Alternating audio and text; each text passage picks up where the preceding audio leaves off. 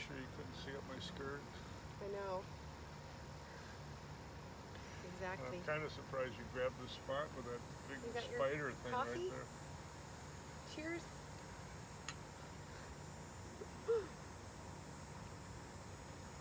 So, I guess we're talking about relational conversations and what that's about. oh, sorry, I walked on the wrong set. I thought we were talking about the presence process. Well, we'll talk about that after. We will. What is the relational conversations about to you? So that was my lane. What was the relational conversations to you? To me? Oh, really? You asked me? I know, but ladies first. Ladies first.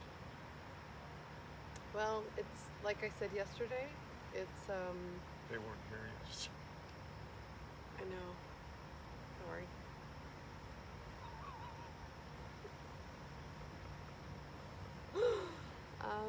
So what I talked about was that relationships are with ourselves, with our environment, our everyday interactions with people, our families, and yeah, and how we communicate on a regular basis with those people honestly and openly, and having the level of awareness that we can actually bring like consciousness to our communication, and how we are really becoming I guess more and more conscious as we have those conversations, and try to invite people to a different way of being. So that's what it is for me. You? Is that too elaborate?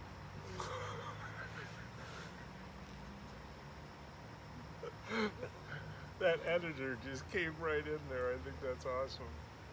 Well, yeah, it's all of that, right? And it's we tend to think of relationships as being husband, wife, boyfriend, girlfriend.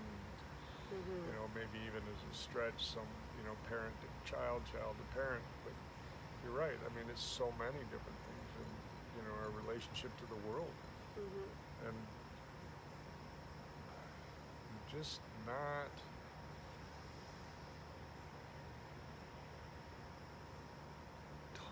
We're not, the conversations that we have in families and a lot of those places that you talked about are not as honest and open as they could be. I think that's where the whole relational conversations came from, was what would it take to have more open and honest communication within families, within workplaces, within relationships, within husband and wife. And I think that was the big thing that we learned in the doing the presence process together, was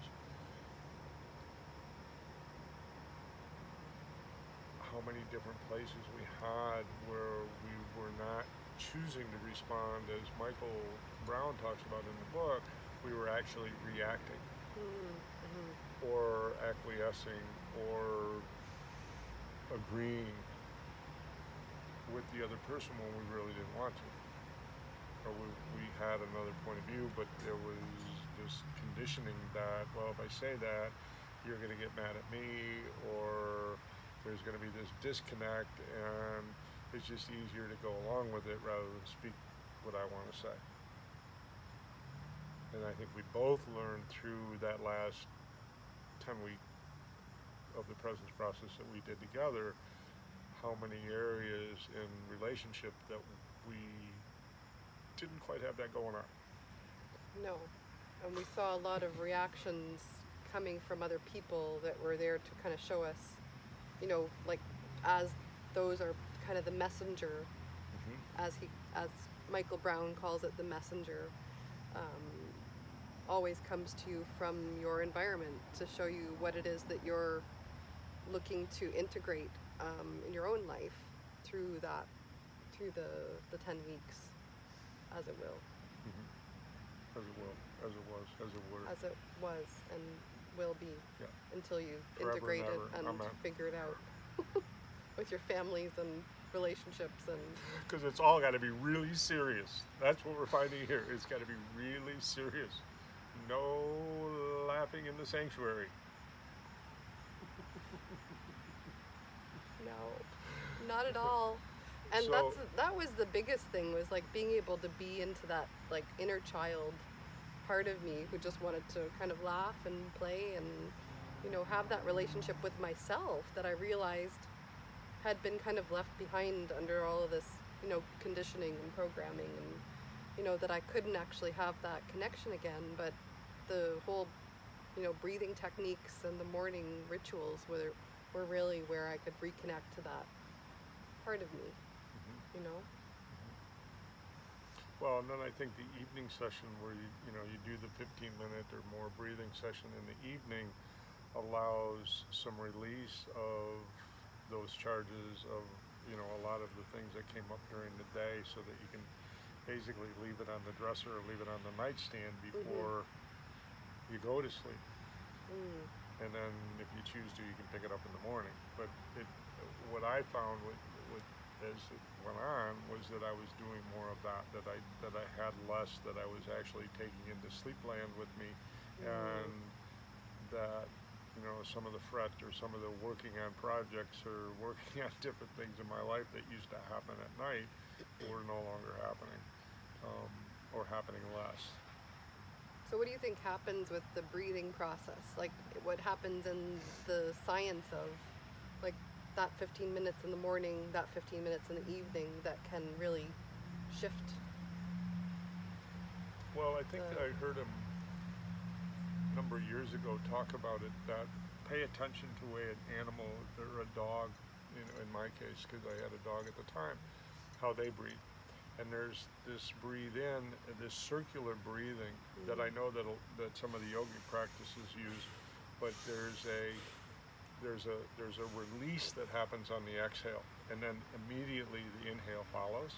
And so in that exhale, that it's almost like after you get into it for a while with the I am here now in this, which is basically the meditative conversation, it releases. You can almost feel your shoulders drop and it just expel out of your body when you do that exhale. So it's the I am. Well, the I comes on the in breath, the am goes in the out breath, then the here comes in the in breath, now goes in the out breath, in comes in the in breath, and then this goes in the out breath. And you just repeat that in the whole cycle for the entire 15 minutes or more that you do the meditation.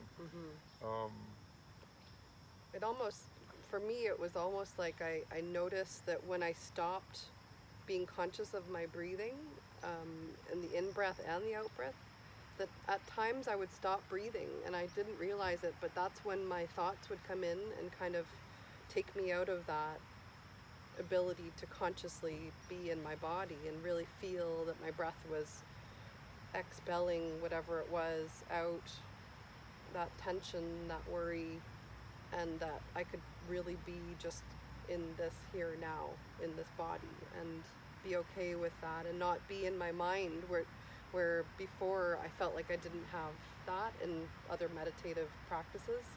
I wouldn't use a word or a mantra, but this, I think, really brings it to the body itself, where we're really grounding ourselves into our experience, you know?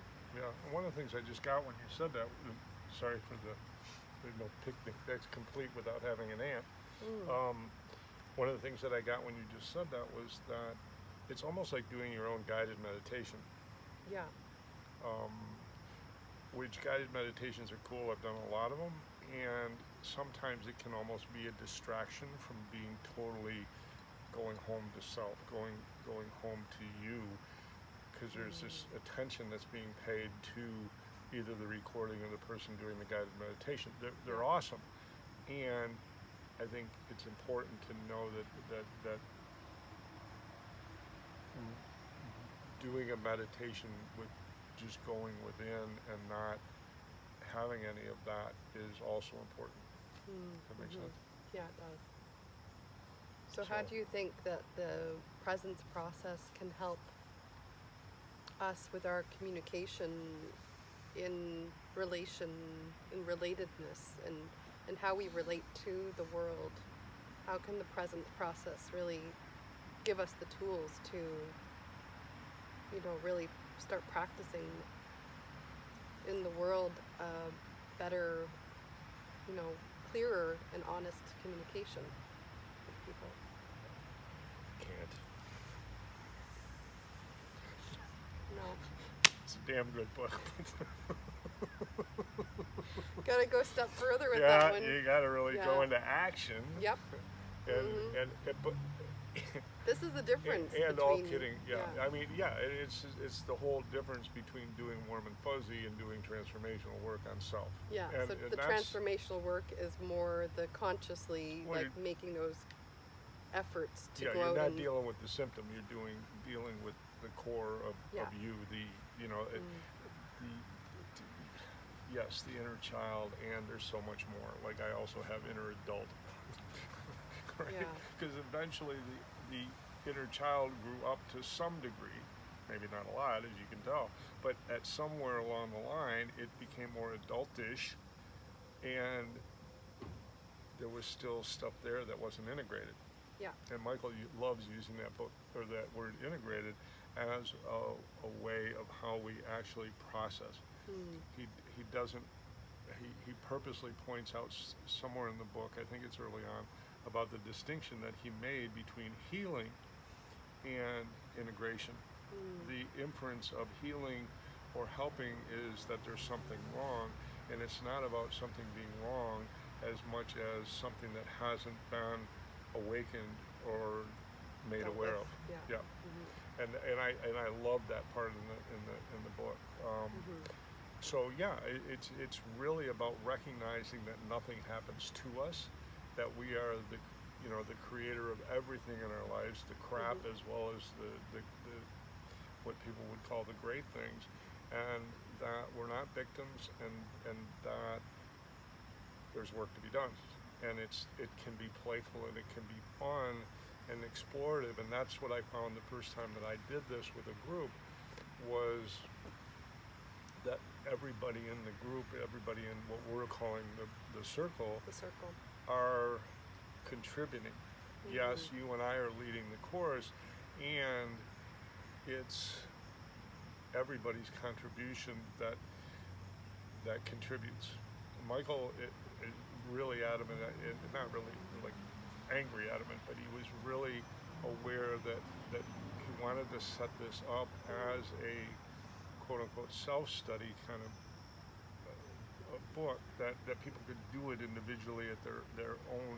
I mean, the course is set up in a 10-week basis, but that people could adapt it to whatever their needs were and do it that way, and not to have a bunch of people facilitating classes and all that it was really a self-exploration.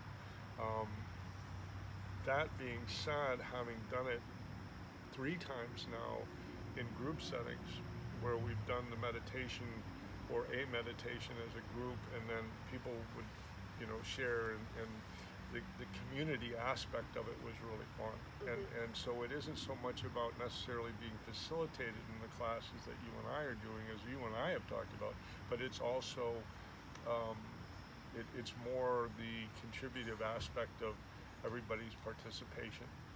And the awareness that we can gain from each other's experience, because what I found in the groups is that people share from a place that's very familiar to other people. If we don't try to compare exactly, if we can actually identify, wow, that's a situation that I had with my brother, they may have been talking about it with a boss, or they may have been talking about it with a mom, and if we're willing to approach it from that space and listen for where that resonates with us in any situation in our life pretty quick, that there's a lot to be gained out of it. So we can actually, I believe we can actually exponentialize the transformation that occurs doing it individually by doing it in a group where people are sharing.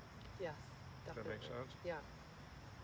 That's what I felt when when we were at the Unity talks that you were doing recently, where we were all, you know, In the everyone class, you mean, was in the- asking questions, and you know, it got conversations started, and I think that's where the healing takes place, is when you can relate to someone else's experience and really be able to communicate heart to heart through that, and not have any barriers for the communication that takes place. It's kind of and that's where I feel like there's so many distractions that keep us from actually having those authentic relationships with people, because we have our phones, we have our, you know, all of the things that keep us from those conversations, you know, and actually interacting on a different level. So yeah, I'm happy and excited that we're going to have this group. Yeah.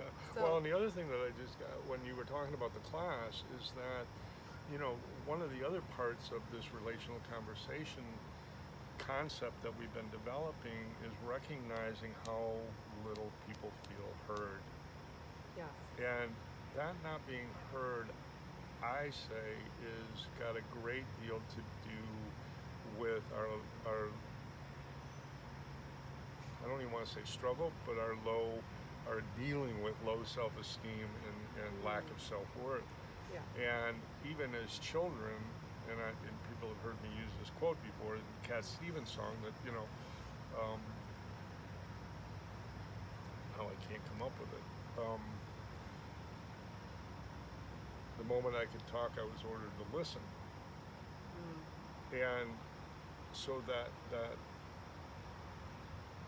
sense that we're not being listened to, we're not being heard, and then expand that out with how quickly that's even gotten more interfered with by texting, emails, all these other forms of quote-unquote communication that people feel like they're doing, but they're really not having these kind of interpersonal conversations.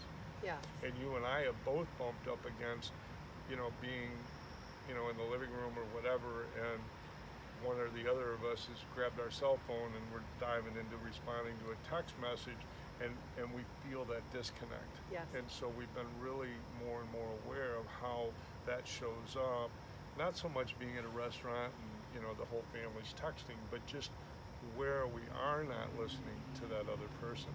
And that whole listening series that you and I did last fall Yeah.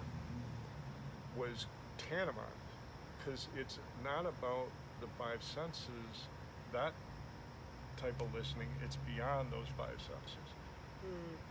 Of what we actually have energetically as a connection with people that's beyond the sight, beyond the hearing, beyond the smell, behind the listening. So one of the things that you and I found with this doing the presence process again was how much more connected we were because of that shared experience, and being able to then have that as a place of communication, a place of connection. Of relatedness. Of relatedness, exactly. Yeah. So Yeah. what was happening, what you were pointing to, I believe, at the church, was in the class after, was that the more comfortable people are with having these conversations, the more willing they are to say what's been there for them, and not be judged, and being received, and not having to filter it as much, and not having to filter it at all in some cases, and being able to say what they have to say in a safe space, a safe environment, and not feel like they're going to get pounced on by somebody that has a differing or varying point of view. And what happens in that is we start to realize that we start to listen from a greater space than just this myopic one where we're actually listening to either respond or contradict.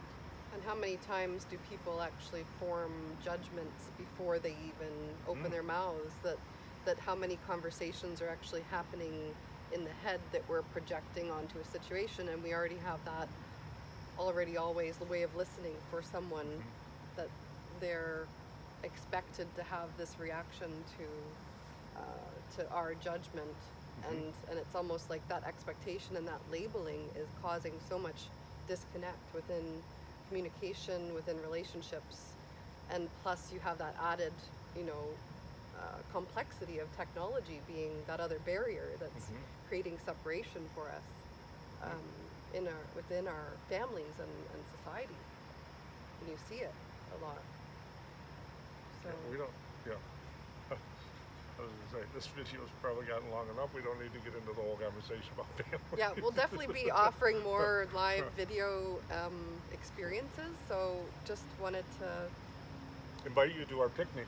Yeah, we're having these talks probably weekly. So we look forward to sharing some insights, and we look forward to seeing you at the Presence Process if you're in Windsor, Ontario, and that will be on Tuesday at 7 p.m. So Tuesday tomorrow.